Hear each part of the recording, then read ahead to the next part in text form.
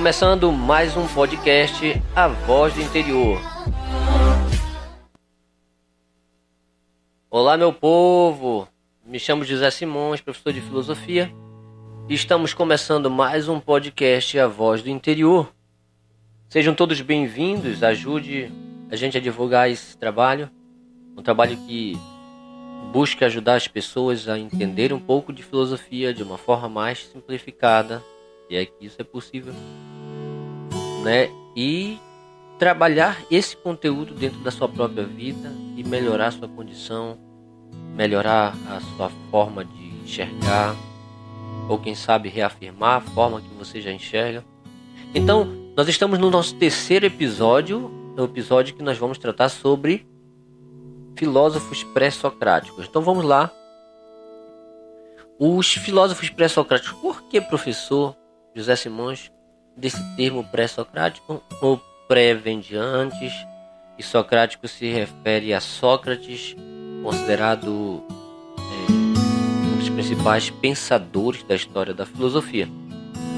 Então, são os filósofos que vêm antes de Sócrates, também conhecidos como filósofos da physis. Tá? Vamos já entender isso por quê.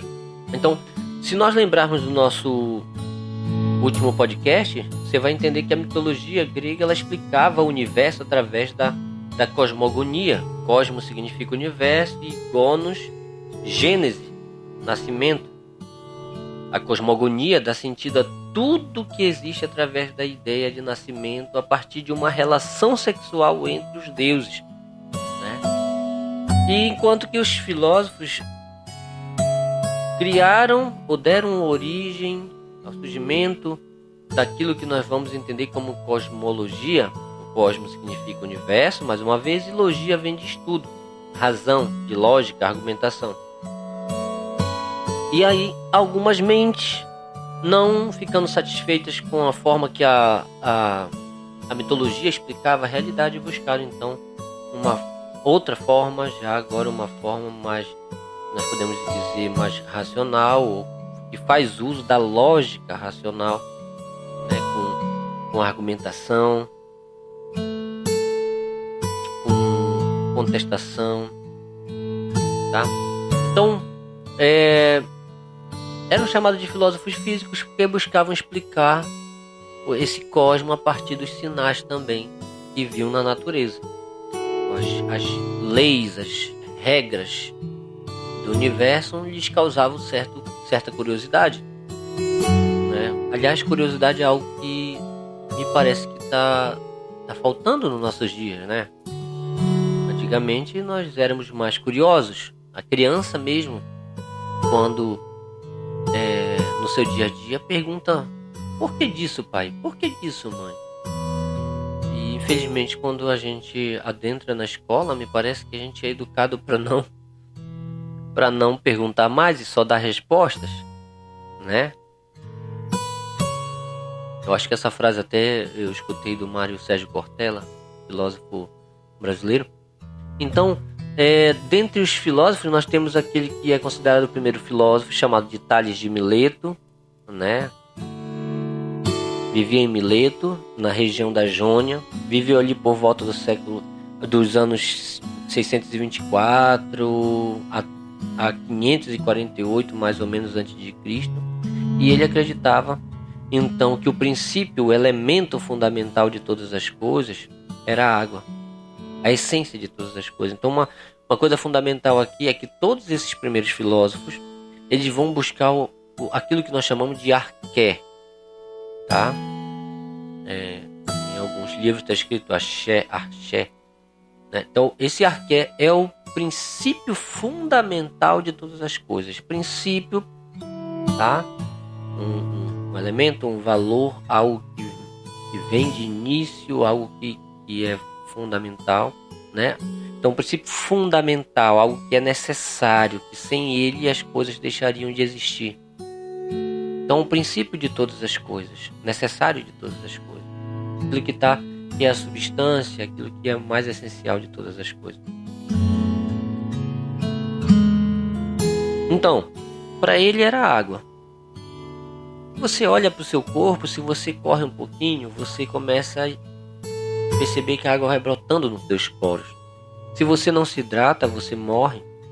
Se você não joga água nas plantas, elas também morrem.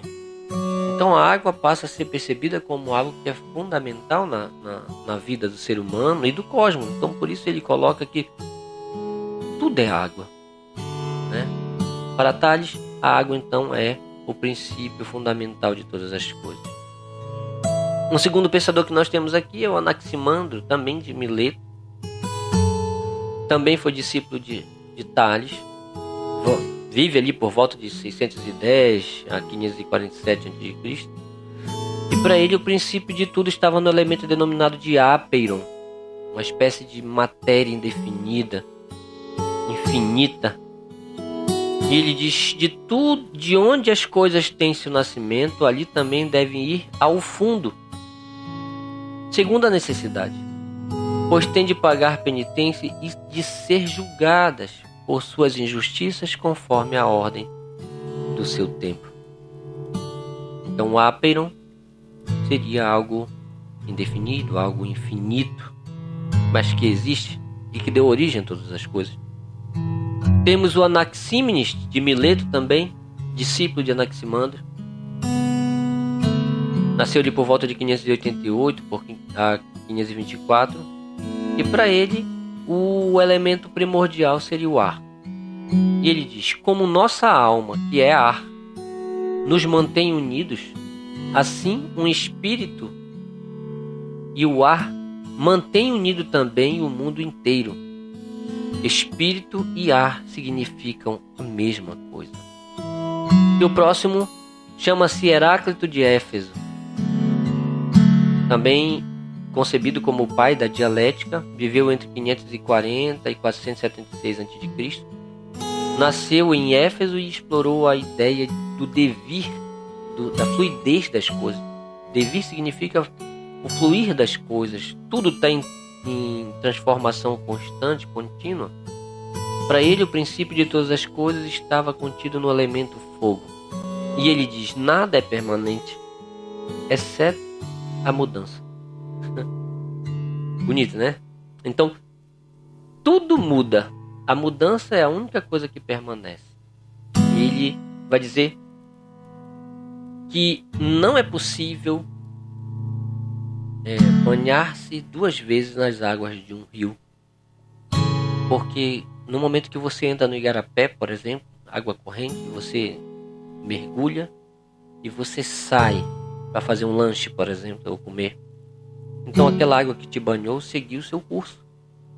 E você volta para o banho, já são novas águas. Então tudo está em constante mudança. Nada é permanente, exceto a mudança, segundo Heráclito.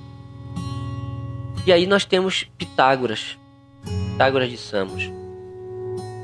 Filósofo e matemático, nasceu em Samos, viveu entre 570 e 497. Afirma que os números foram os seus principais elementos de estudo e reflexão, no qual se destaca o teorema de Pitágoras. Para ele, o universo é escrito em caracteres matemáticos. Ele também foi responsável por chamar de amantes do conhecimento. O termo filosofia foi cunhado pela primeira vez por ele. E ele diz: o universo é uma harmonia de contrários.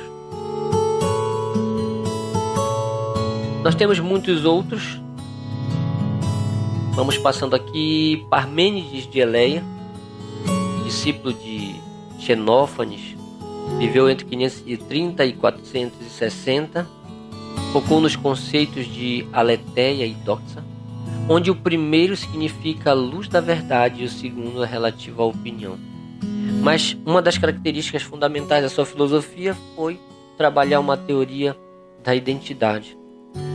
Então ele vai dizer: o ser é e o não ser não é. O que significa dizer isso? Imagine aí um celular. O celular, a gente pode dizer assim, o ser celular, ele é um celular. Ele existe enquanto celular. E o não ser dele seria a sua negação. Portanto, Se ele existe, se aquele objeto existe enquanto celular, o seu não ser seria a sua não existência. Entenderam? Então, ou o ser é, ou ele não é. Não podemos dizer que aquele objeto é um celular e ao mesmo tempo não ser um celular. Ou é ou não é. O ser é e o não ser não é. Tudo bem, pessoal? Então, você percebe aí que cada um deles vai trabalhando uma ideia, tá, de princípio fundamental de todas as coisas. Vai trabalhando uma ideia de que existe algo no interior de tudo e antes de tudo que deu origem a todas as coisas no cosmos e por ele se cria todas as leis no universo. As coisas passam a funcionar por conta desse arquétipo. Então, para nós entendermos, mal comparando, para aqueles que são cristãos, poderia dizer que esse arquétipo, esse princípio fundamental de todas as coisas, na compreensão cristã, judaico-cristã, seria Deus, né? E aí você, cada uma das suas religiões ou crenças, vai também atribuindo esse significado. Tudo bem, gente? Então, para você entender que esses primeiros filósofos, eles olhavam na natureza e buscavam esse princípio fundamental. Foram os primeiros elementos, primeiras formas de reflexão, de questionamento, já no Ocidente, constituído desse processo lógico, racional. Então, com isso nós terminamos o nosso terceiro episódio do nosso podcast, A Voz do Interior. Eu me chamo José Simões e te aguardo no próximo podcast. Valeu, gente!